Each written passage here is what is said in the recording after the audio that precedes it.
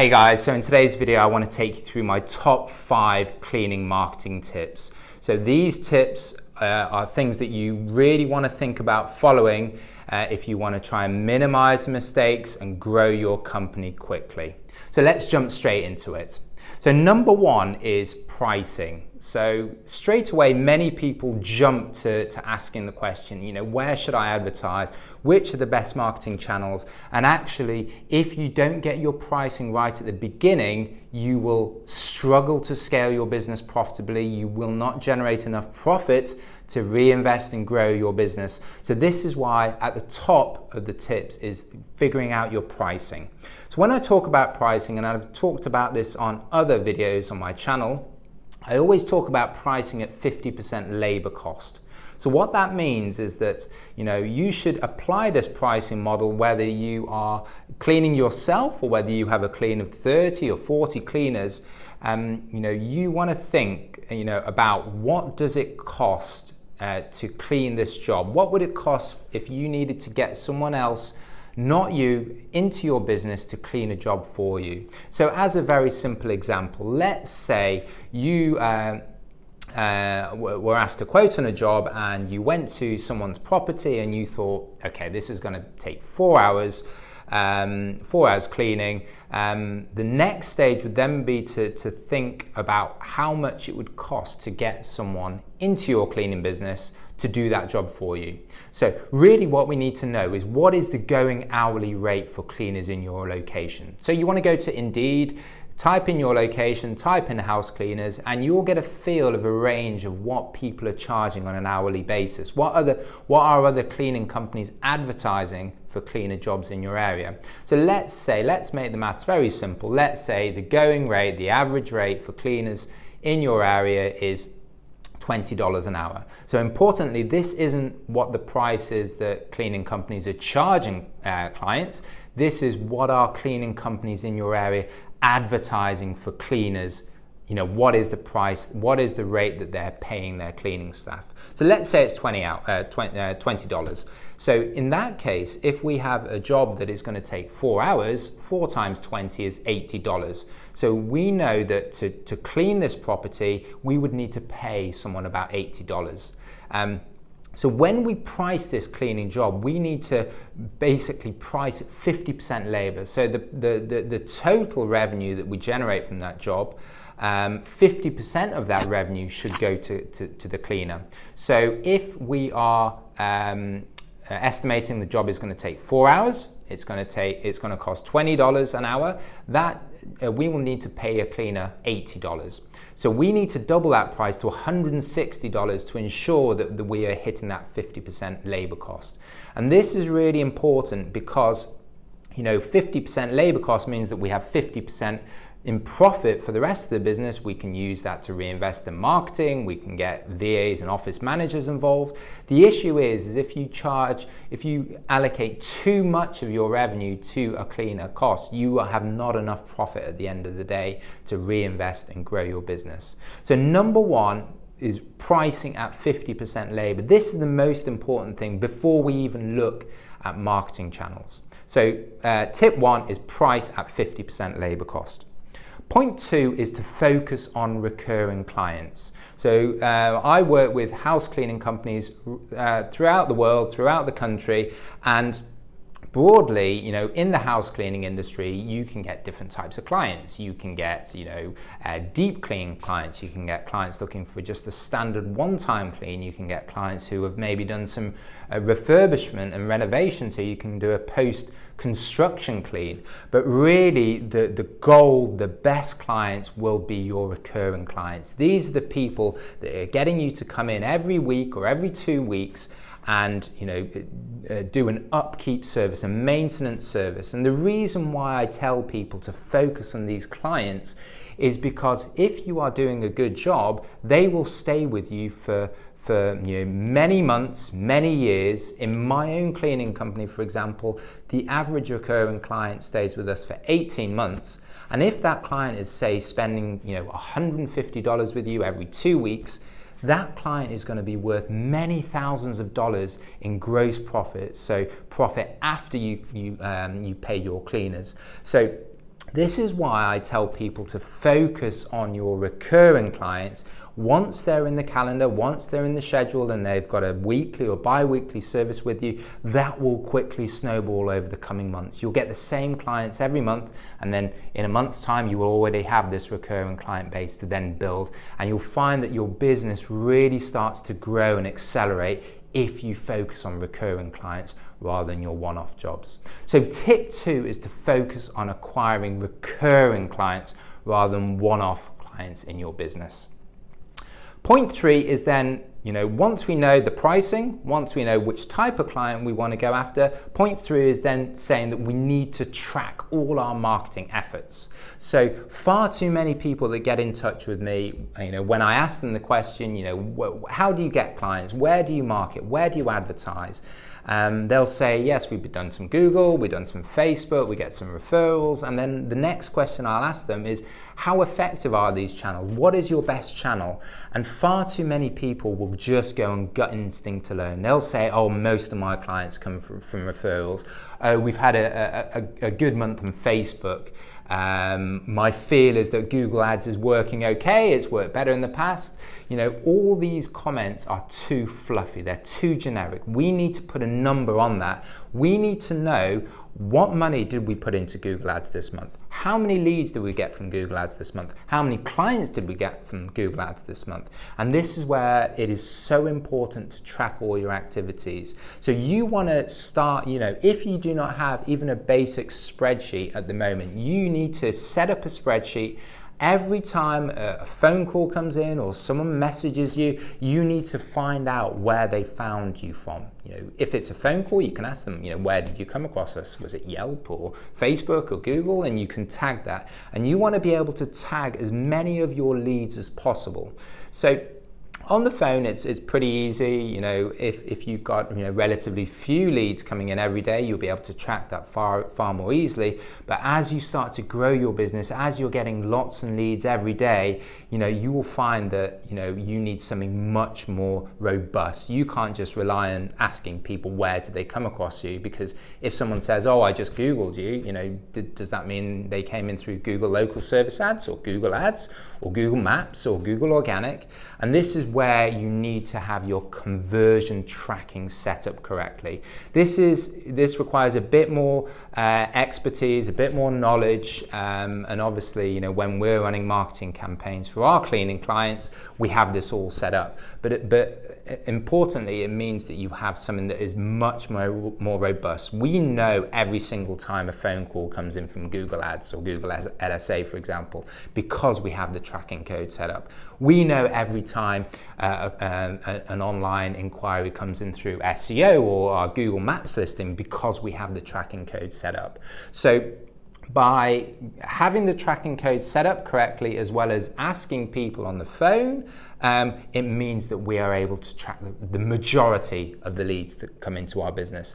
And the reason why that is important is we can then get into that position where we can say, okay, this month we spent $2,000 on Google Ads. How many leads did we get? And then how many of those leads closed to clients? And then we can come up with a return on investment calculation. And this is so important, because the return on investment tells you, for every dollar we put in, how many dollars did we get out? How many clients do we get from that? What is the average value of a client? And this is where those of you that have been in business for longer can start to look and track a metric called the lifetime value. So, if you've been in business for many years, you will know the average time that someone has, the average time that a recurring client will stay with you. How much revenue do they generate for you each month? I know in my own cleaning business, for example, as I said, the average recurring client will stay with us for 18 months. They will generate $2,700 in lifetime value. So I know, for example, if I invest, say, $1,000 in Google Ads one month, even if I only get one recurring client, I know I'm getting $2,700. I am generating a positive ROI. I want to keep putting money into Google Ads as long as I have cleaner capacity. So tip 3 is track everything. Track calls, track your online leads. Ask every single lead as they come into your business how they found you, but taking it a step further and being more robust, you will need to get your tracking code, your tracking software correctly set up for your business. So point 4 is then once you have your tracking set up, you need to then prioritize your top ROI marketing channels. So in my cleaning business, for example, we advertise on various channels. We have Google local service ads running, we have Google Ads, we have SEO. You know, as many of you will know if you've watched other videos on my channel, I believe that the best return on investment channels will be Google.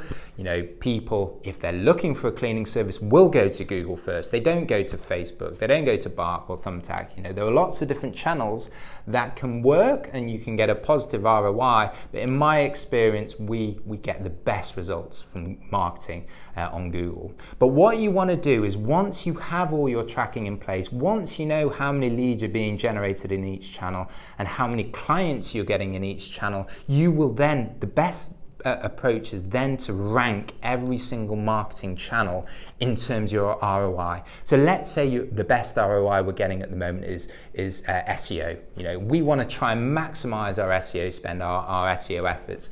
Then let's say number 2 is Facebook. Then we need to maximize that. And we go down from the top ROI channel all the way down until we are getting the required number of leads that we need to generate in our cleaning business every month. And this is where, again, this will be something that more established business owners are fully aware of. You will know how many, you know, hopefully you will be able to, you know, once you're tracking everything, you should have a budget. You should have a plan in place. Okay, this year I want to double our revenue. So what does that mean every month? How many leads do we need to generate every month? You know, how many leads do we need to generate the clients that we need every month? How many recurring clients are we losing each month just from our natural churn rate? We need to be tracking all these numbers, and then at the end of the day, we will know that, okay, this month we need to generate 100 leads to hit the required number of new clients and new recurring clients in our business to keep our business growing at the growth rate that we require.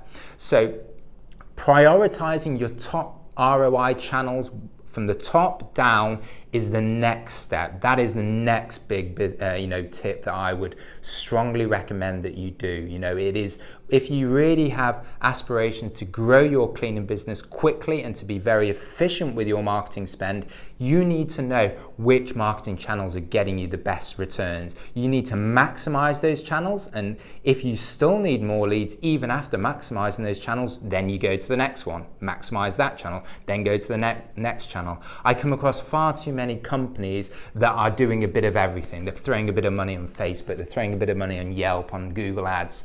You know, that is not the way to do it. It needs to be a lot more structured, a lot more robust. There needs to be numbers behind it, and that will ensure that you're using your marketing spend as efficiently as possible. So the final point, point 5, is the importance of following up with new leads. You know, far too often, you know, someone will say, email a cleaning company and they will ask for a price. And, you know, the business owner will get back and say, this is the price, you know, would you like to book service? And, you know, they don't hear from the client again. Maybe they try calling them, you know, a couple of days later, sending them a follow-up email. That is not sufficient. The money is in the follow-up. So point 5 is the importance of following up repeatedly and across multiple channels. So when I talk about following up repeatedly, you know, following up once or twice is better than not following up at all. But in my cleaning business, for example, we will get our office managers to follow up every single day for a week with a new lead until we then effectively say that that lead is no longer active. We will then allocate that person to a monthly nurture email. They're still getting our emails every month, but they are not part of our follow-ups, our active follow-up sequence. But we will follow up with that new lead every single day for 7 days until someone says yes or no, and if they are still unresponsive, that is when we add them to that nurture. So we need to follow up with these people every single day. You know, it is very common that, say, on day 5 of our follow-up, our office manager gets a response back from a new lead, and they say, I'm really sorry, I've been snowed down with work, let's book in this service. So if we hadn't followed up on day 5, we may not have ever got that client in the diary. And as I said, one recurring client is worth thousands of dollars to you. So don't leave these leads unfollowed up. You've paid for these leads. You need to, follow up with these leads, and until the point that they say yes or no. They can simply say, respond to you and say, I've already booked service with another company, or they can unsubscribe to your email. That is not a problem. We need to follow up repeatedly. And then the final point to say is that we need to follow up across multi-channel.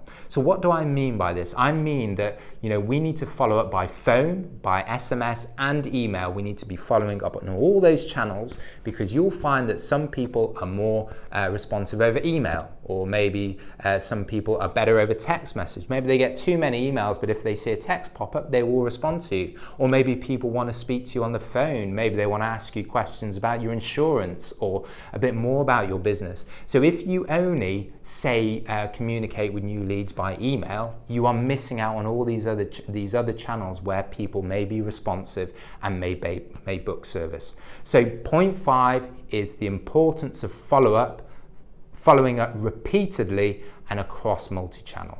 So these are my top 5 marketing tips. I hope it's been helpful. Just to summarize, point 1 is the price at 50% labor. You need enough profit to reinvest and grow your business. Point 2 is focus on recurring clients rather than one-time clients. The value is in these recurring clients that pay you money every week, every 2 weeks. Point 3 is then the importance of tracking. You need to track all your marketing efforts by each channel to be able to figure out where you're getting the best returns. Point 4 is then, once you have that tracking in place, then to focus on the highest return on investment channels, and to go fill out the best returning channels, and then go to the next one and down to the next one. And you keep going down that list until you have the required lead volume that you need to hit every single month according to your budget. And then the final point, point 5, the importance of follow-up. Follow up repeatedly, follow up across multiple channels. So if you follow those 5 tips, I guarantee you that you will grow quicker. You will be more efficient with your marketing spend, and you will hit those targets, that 7-figure level, sooner rather than later. So I hope you enjoyed the video. If you did, please click the subscribe button. If you've got any questions, feel free to drop me a comment, and I will get back to you. Otherwise, I will hope you have a fantastic rest of the day, and I'll see you on the next one.